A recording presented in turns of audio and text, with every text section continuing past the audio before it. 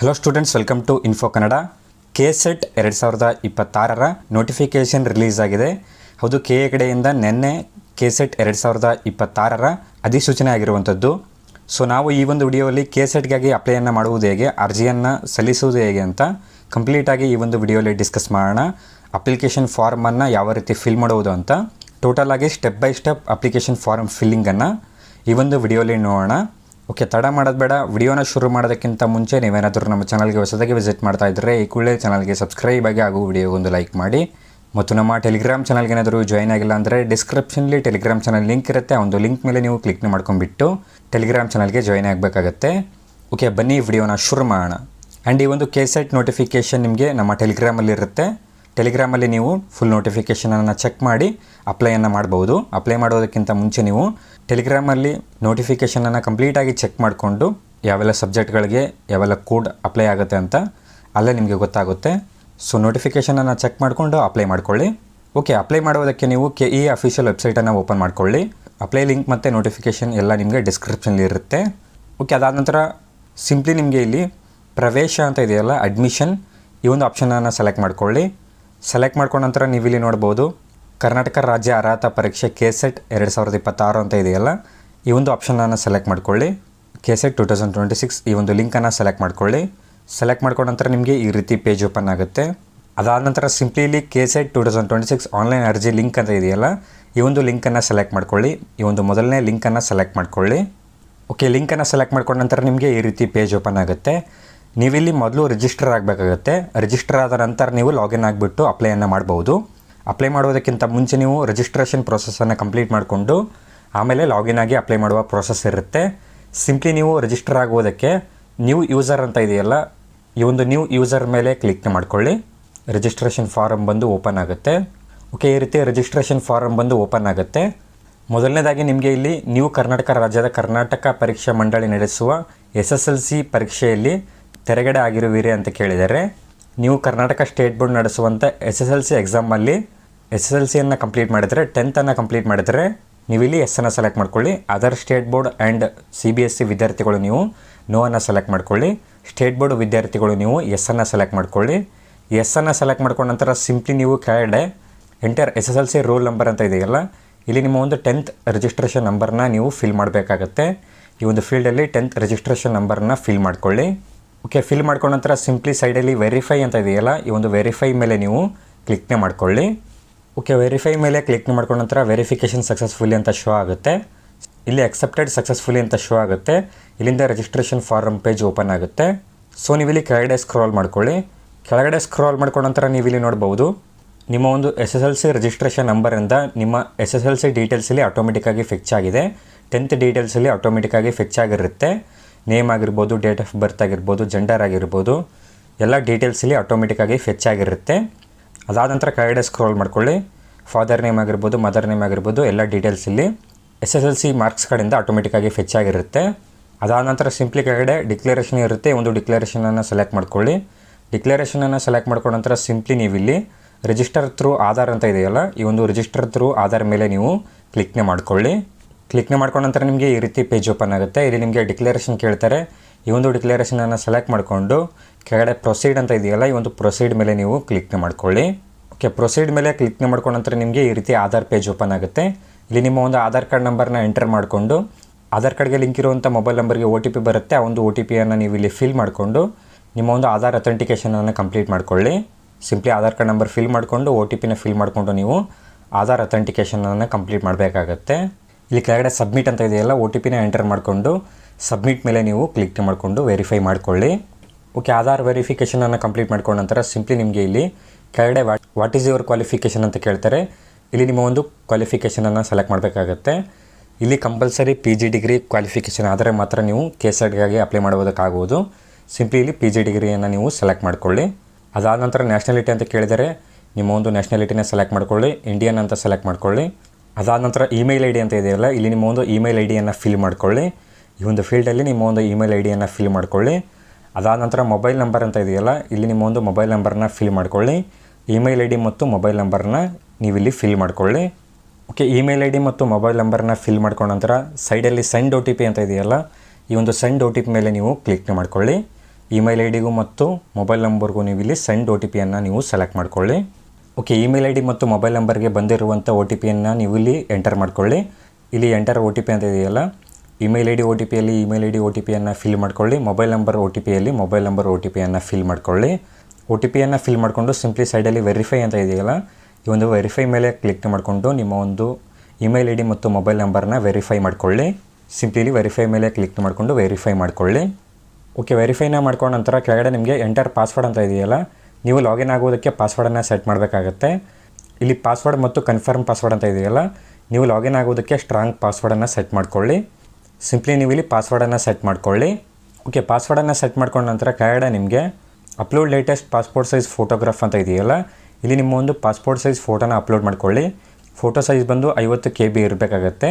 Photo ಆದ ನಂತರ upload signature ಅಂತ ಇದೆಯಲ್ಲ, ಇಲ್ಲಿ ನಿಮ್ಮ ಒಂದು ಸಿಗ್ನೇಚರ್ನ ಅಪ್ಲೋಡ್ ಮಾಡ್ಕೊಳ್ಳಿ. ನಿಮ್ಮ ಸಿಗ್ನೇಚರ್ನ ಅಪ್ಲೋಡ್ ಮಾಡ್ಕೊಳ್ಳಿ. ಸಿಗ್ನೇಚರ್ ಸೈಜ್ ಬಂದು 50 KB ಇರಬೇಕಾಗುತ್ತೆ. ಅದಾದ ನಂತರ ಅಪ್ಲೋಡ್ ಲೆಫ್ಟ್ ಥಂಬ್ ಇಂಪ್ರೆಷನ್ ಅಂತ ಇದೆಯಲ್ಲ, ಇಲ್ಲಿ ನಿಮ್ಮ ಒಂದು ಲೆಫ್ಟ್ ಥಂಬ್ ಇಂಪ್ರೆಷನನ್ನು ನೀವು ಅಪ್ಲೋಡ್ ಮಾಡಬೇಕಾಗತ್ತೆ. ಫೋಟೋ, ಸಿಗ್ನೇಚರ್ ಮತ್ತು ಲೆಫ್ಟ್ ಥಂಬ್ ಇಂಪ್ರೆಷನನ್ನು ನೀವು ಅಪ್ಲೋಡ್ ಮಾಡಬೇಕಾಗತ್ತೆ. ಈ ರೀತಿ ನೀವು ಲೆಫ್ಟ್ ಥಂಬ್ ಇಂಪ್ರೆಷನನ್ನು ಅಪ್ಲೋಡ್ ಮಾಡ್ಕೊಳ್ಳಿ. ಸ್ಕ್ರೀನ್ ಮೇಲೆ ಶೋ ಆಗ್ತಾ ಇದೆಯಲ್ಲ, ಈ ರೀತಿ ಅಪ್ಲೋಡ್ ಮಾಡ್ಕೊಳ್ಳಿ. ಓಕೆ, ಅಪ್ಲೋಡ್ ಮಾಡ್ಕೊಂಡ ನಂತರ ಕೆಳಗಡೆ ನಿಮಗೆ ಕ್ಯಾಪ್ಚರ್ ಇರುತ್ತೆ, ಈ ಒಂದು ಕ್ಯಾಪ್ಚಾನ ಫಿಲ್ ಮಾಡ್ಕೊಳ್ಳಿ. ಕ್ಯಾಪ್ಚಾನ ಫಿಲ್ ಮಾಡ್ಕೊಂಡ ನಂತರ ಸಿಂಪ್ಲಿ ಕೆಳಗಡೆ ರಿಜಿಸ್ಟರ್ ಅಂತ ಇದೆಯಲ್ಲ, ಈ ಒಂದು ರಿಜಿಸ್ಟರ್ ಮೇಲೆ ನೀವು ಕ್ಲಿಕ್ ಮಾಡ್ಕೊಳ್ಳಿ. ಓಕೆ, ಕ್ಲಿಕ್ ಮಾಡ್ಕೊಂಡ ನಂತರ ನಿಮಗೆ ರಿಜಿಸ್ಟ್ರೇಷನ್ ಸಕ್ಸಸ್ಫುಲಿ ಅಂತ ಶೋ ಆಗುತ್ತೆ. ಈ ರೀತಿ ನಿಮಗೆ ಅಪ್ಲಿಕೇಶನ್ ನಂಬರ್ ಬಂದು ಇಲ್ಲಿ ಶೋ ಆಗುತ್ತೆ. ಈ ಒಂದು ಅಪ್ಲಿಕೇಶನ್ ನಂಬರ್ ನಿಮಗೆ ನಿಮ್ಮ ಒಂದು ಮೊಬೈಲ್ ನಂಬರ್ಗೆ ಜಿಮೇಲ್ಗೆ ರಿಸೀವ್ ಆಗಿರುತ್ತೆ. ಈ ಒಂದು ಅಪ್ಲಿಕೇಶನ್ ನಂಬರ್ ಮತ್ತು ಪಾಸ್ವರ್ಡ್ ಯೂಸ್ ಮಾಡಿಕೊಂಡು ನೀವು ಲಾಗಿನ್ ಆಗಬೇಕಾಗತ್ತೆ. ಈ ರೀತಿ ನಿಮಗೆ ಅಪ್ಲಿಕೇಶನ್ ನಂಬರ್ ಶೋ ಆಗುತ್ತೆ. ನಿಮ್ಮ ಒಂದು ಅಪ್ಲಿಕೇಶನ್ ನಂಬರನ್ನು ನೋಟ್ ಮಾಡ್ಕೊಳ್ಳಿ. ಓಕೆ, ಅದಾದ ನಂತರ ಕೆಳಗಡೆ ನಿಮಗೆ ಸಿಂಪ್ಲಿ ಇಲ್ಲಿ ಗೋ ಟು ಹೋಮ್ ಪೇಜ್ ಅಂತ ಇದೆಯಲ್ಲ, ಈ ಒಂದು ಗೋ ಟು ಹೋಮ್ ಪೇಜ್ ಮೇಲೆ ನೀವು ಕ್ಲಿಕ್ನ ಮಾಡ್ಕೊಳ್ಳಿ. ಓಕೆ, ಕ್ಲಿಕ್ ಮಾಡ್ಕೊಂಡ ನಂತರ ನಿಮಗೆ ಈ ರೀತಿ ಲಾಗಿನ್ ಪೇಜ್ ಓಪನ್ ಆಗುತ್ತೆ.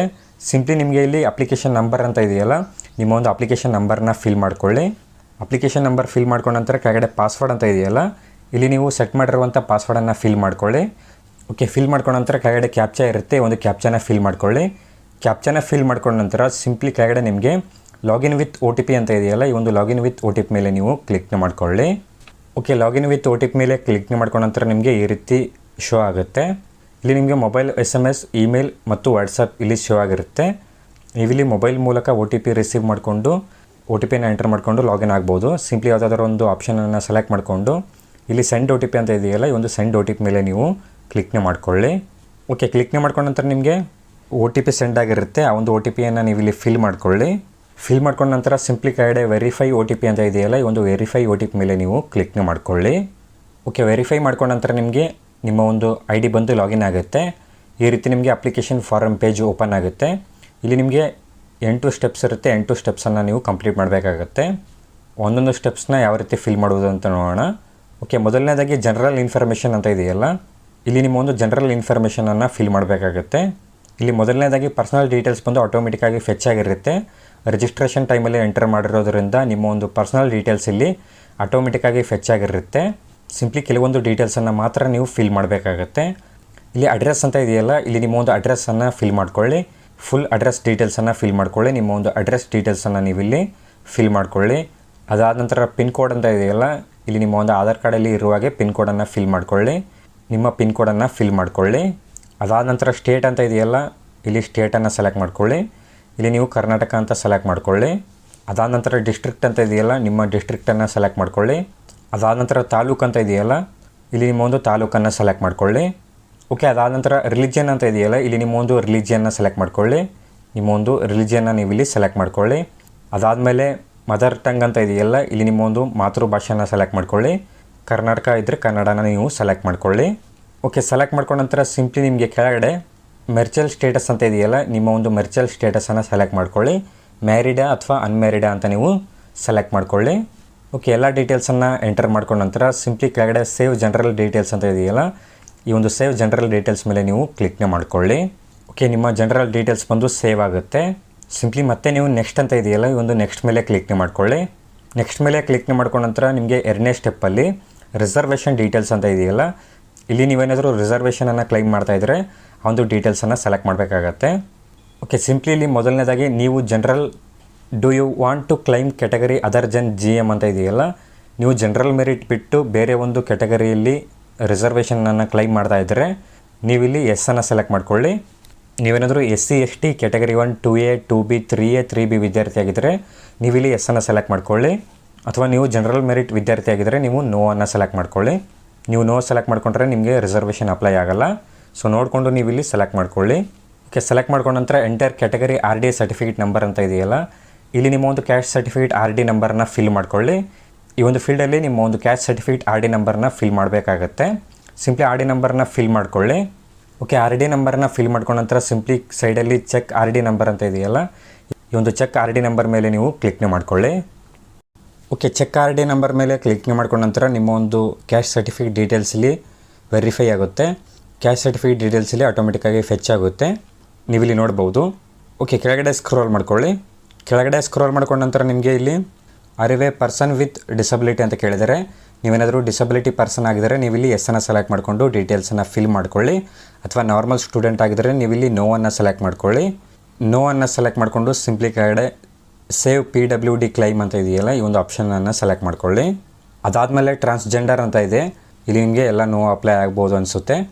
ನೋ ಅನ್ನು ಸೆಲೆಕ್ಟ್ ಮಾಡಿಕೊಂಡು ಕೆಳಗಡೆ ಸೇವ್ ಮಾಡ್ಕೊಳ್ಳಿ.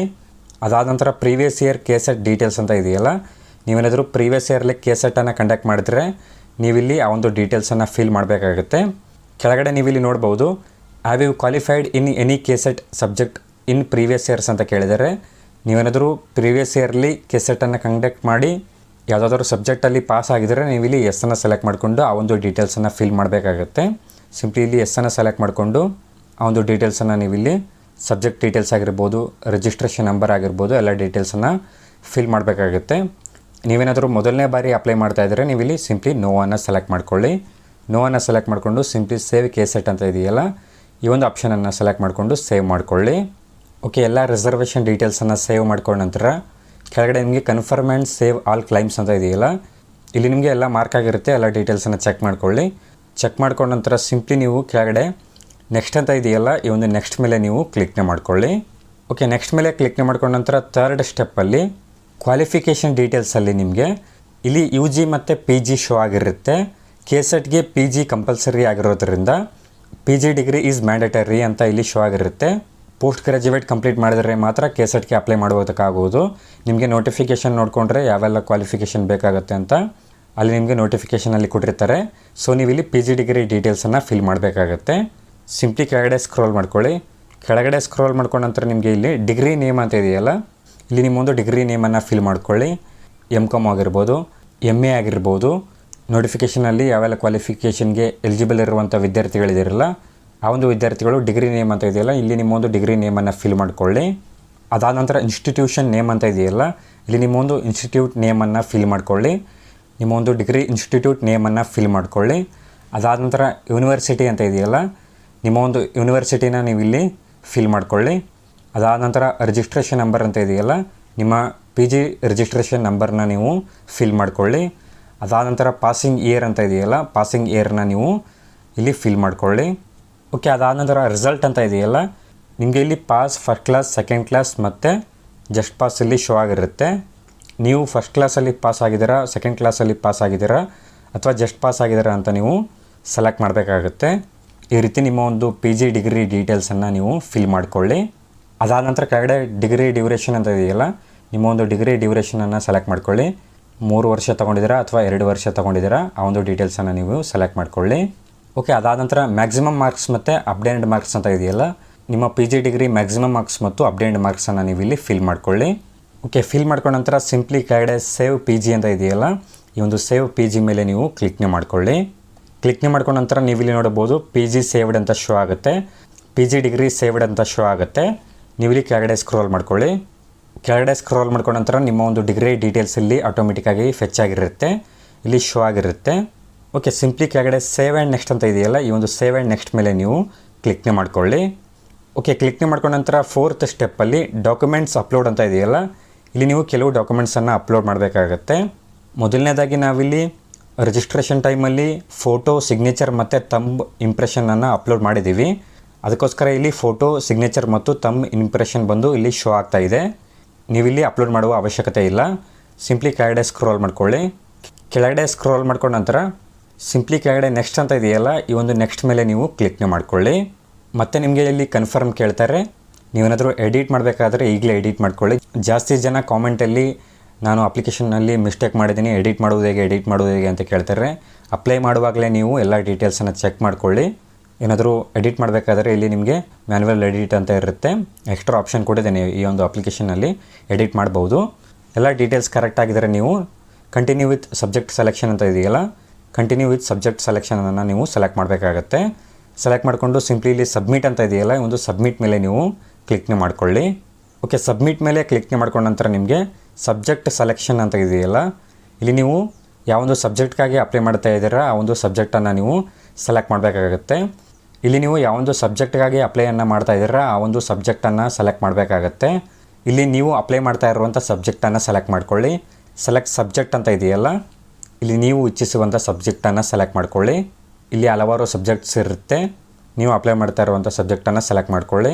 ಸೆಲೆಕ್ಟ್ ಮಾಡ್ಕೊಂಡ ನಂತರ ಕೆಳಗಡೆ ನಿಮಗೆ ಸೆಲೆಕ್ಟ್ ಎಕ್ಸಾಮ್ ಸೆಂಟರ್ ಅಂತ ಇದೆಯಲ್ಲ, ನಿಮ್ಮ ಒಂದು ಎಕ್ಸಾಮ್ ಸೆಂಟರ್ ಕೂಡ ನೀವು ಇಲ್ಲಿ ಸೆಲೆಕ್ಟ್ ಮಾಡಬಹುದು. ನಿಮ್ಮ ಒಂದು ಎಕ್ಸಾಮ್ ಸೆಂಟರ್ನ ನೀವು ಸೆಲೆಕ್ಟ್ ಮಾಡ್ಕೊಳ್ಳಿ. ಬೆಟರ್ ನಿಮಗೆ ಹತ್ತಿರವಾಗುವಂಥ ಡಿಸ್ಟ್ರಿಕ್ಟನ್ನು ನೀವು ಸೆಲೆಕ್ಟ್ ಮಾಡ್ಕೊಳ್ಳಿ. ನಿಮಗೆ ಹತ್ತಿರವಾಗುವಂಥ ಸಿಟಿಯನ್ನು ನೀವು ಸೆಲೆಕ್ಟ್ ಮಾಡ್ಕೊಳ್ಳಿ. ಓಕೆ, ಸೆಲೆಕ್ಟ್ ಮಾಡ್ಕೊಂಡ ನಂತರ ಸಿಂಪ್ಲಿ ಕೆಳಗಡೆ ಅಪ್ಲೈ ಅಂತ ಇದೆಯಲ್ಲ, ಈ ಒಂದು ಅಪ್ಲೈಯನ್ನು ನೀವು ಸೆಲೆಕ್ಟ್ ಮಾಡ್ಕೊಳ್ಳಿ.